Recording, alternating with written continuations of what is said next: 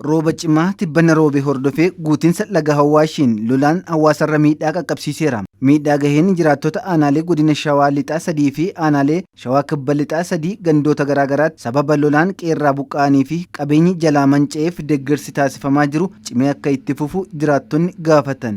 Gargaarsi godhame kun gara fuulduraaf nuuf haa fooyya'u gaadha wanni jennutumtu hin jiru hanqachaa jira sababa hojjetaan hanqate jedhu.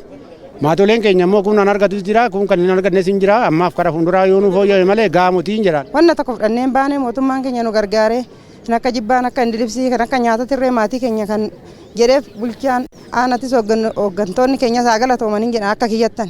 Gara nyaatatiinis karammoo birdilisiitiinis karammoo jibbaatiinis karammoo firaashitiinis warra qubatee kennan.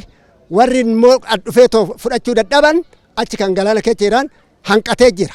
Kanaafuu inni nu dhaqqabuu qabaa. Deeggarsi sirrumatti nu godhamaa jira kaan xinnoo horii kanaafuu horii mana kireeffadheen horiidhaa jecha urufa jira.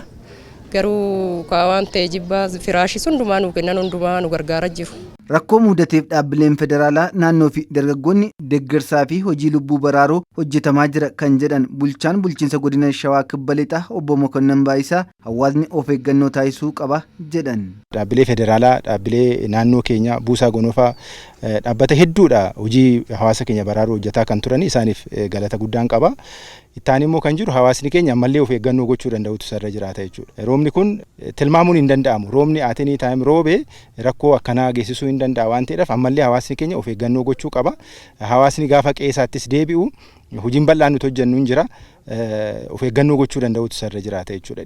Naannawichatti hojii lubbuu baraaruu fi deeggarsaa koree teeknikaa hundeessuun hojjetamaa jiraachuu himan pirezidaantii ittaanaa mootummaa naannoo Oromiyaa obbo Awwaluu Abdiin. Koreen fayyaa, koreen bishaanii kan tajaajila garaagaraa kennan hordofanii bakka jirutti jechuudha.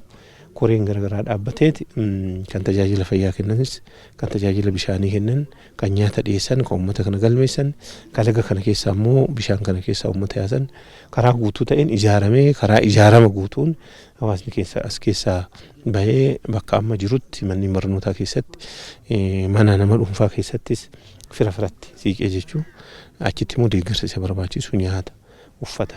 Waan irra ciisan shiitii tokko akka argatu godhamaa jira. Waggaa waggaan miidhaa lolaan laga Hawaashiin dhaqqabu waaraan furuuf kan hojjetamu ta'uu kan himan obbo Awwaluun hawaasni karaa ittiin lafa isaarraa oomishatuuf mootummaan fala kaayiraas eeran. Uummata kana asitti yeroo dheeraaf deeggaruu hin dandeenyu.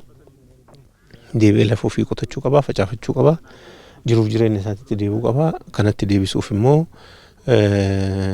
akkuma bishaan kun of duuba deebi'ee ji'a fulbaanaa keessa immoo facaafatu qaba. Kanaaf sanyii inni facaafatu xaa'ollee fi deeggarsa biroo kan barbaachisu karaa guutuu ta'een akka inni argatee lafa kana deebi'ee qotachuu danda'uuf deeggarsa barbaachisu gochuuf hojiileen shanan kunniin karaa guutuu ta'een qindaamee karaa mootummaa naannoo Oromiyaatiin hojjetamaa jira jechuudha. Deeggarsi lammiilee sababa guutinsa laga Hawaashiin buqqa'aniif taasifamu karaa buusaa gonofaa qofa akka taasifamu dhaamaniiru. Qaamoleen kana deeggaruuf fedhii qabaatanis yoo jiraate karaa buusaa gonofaa qofaan karaa buusaa gonofaa Oromiyaatiin waan qaban walitti sassaabanii achiin qindaa'ee dhufee karaa qindaa'een uummata kanaaf deeggarsi godhama jechuudha.